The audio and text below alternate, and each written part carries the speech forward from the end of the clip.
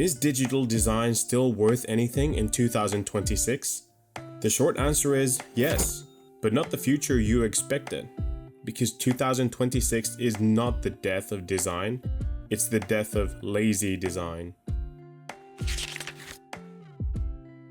Hi, I'm Pat, a senior designer who spent years navigating shifting tech, tighter budgets, and context failures the rest of the industry did not see coming. So let's talk about where digital design is actually heading. Not the doom posts, not the hype, the reality. Every 6 weeks, the internet announces the death of UX. The market is shaky, budgets shift, teams get cut. It feels like chaos. But here's the quieter truth. Design is not collapsing, it is consolidating. The demand has not disappeared, it's just moved upstream. The world doesn't need more designers, it needs better ones. Ones who can think, frame problems, and make decisions. This isn't doom, it's just a reshuffle. The real world signals exist. McKinsey reports continued growth in strategic design roles.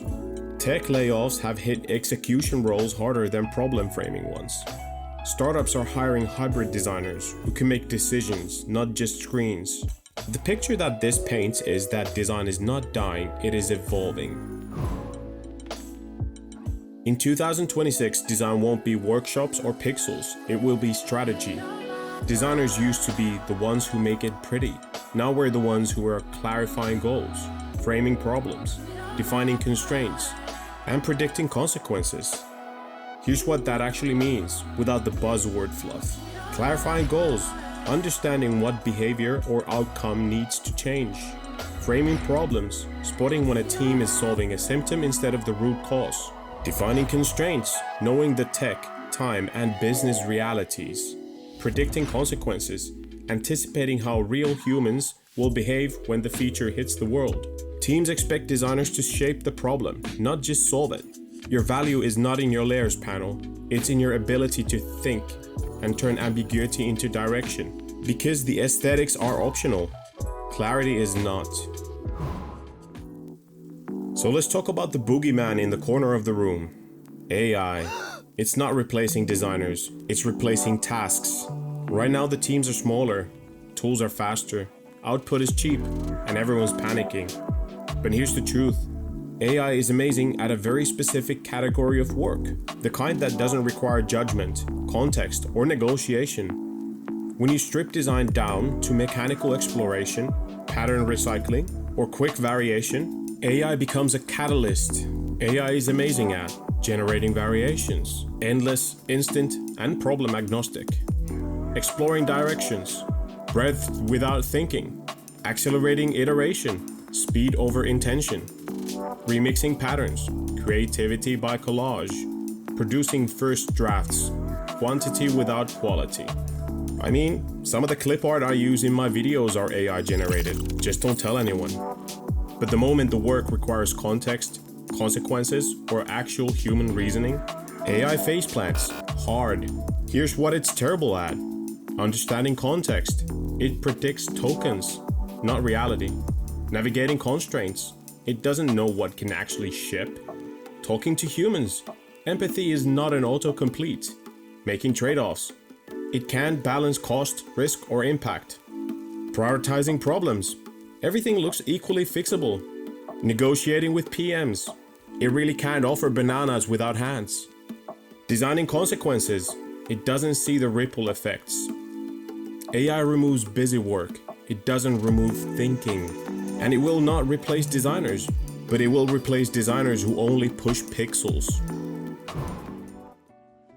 Let's be honest, the job market is still a war zone.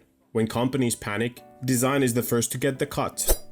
Not because it's useless, but because they misunderstand what design actually prevents. And here's the part no one likes to say out loud. It's tough for designers at every level. Seniors face consolidation, mid-levels face impossible expectations, and juniors, they're trying to break into an industry that's forgotten how to onboard. But difficult doesn't mean dead. It means you have to look where the competition isn't. A lot of juniors are chasing the same jobs at the big companies, where thousands apply for a single role. Meanwhile, smaller companies, local businesses, non-profits, early-stage startups, and legacy industries. These type of employers desperately need design, but just don't know how to market those roles.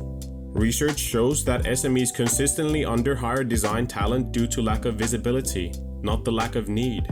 A massive opportunity hiding in plain sight. Is it glamorous? No, but smaller employers give you broader ownership, faster growth, real-world constraints, and dramatically less competition. Designers who survive 2026 will be the ones who can articulate return of investment, reduce engineering cost, prevent rework, align teams faster, clarify ambiguity, and frame decisions. As I always say, design is not just pixels, it's risk management.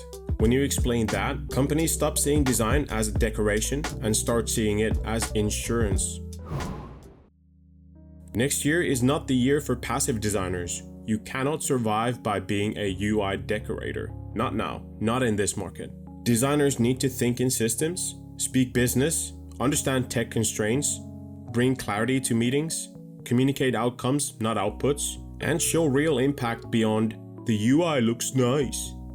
Tangible behaviors that actually help. Ask, what problem does this solve before opening Figma? Stop polishing what hasn't been validated. Show the simplest version first. Complexity can come later. Translate ambiguity into decisions. Demonstrate how your work reduces engineering or coding time. You're hired for how you think, not how your frames look. So, is design worth it in 2026? Yes, but not because it's easy. Digital design is worth it if you enjoy thinking deeply, learning constantly, and shaping how people and systems interact, even if nobody gives you a standing ovation for it. As always, design is not dying, it is just maturing. Painfully, but necessarily. Show up as a strategist, not a stylist, and you'll be just fine.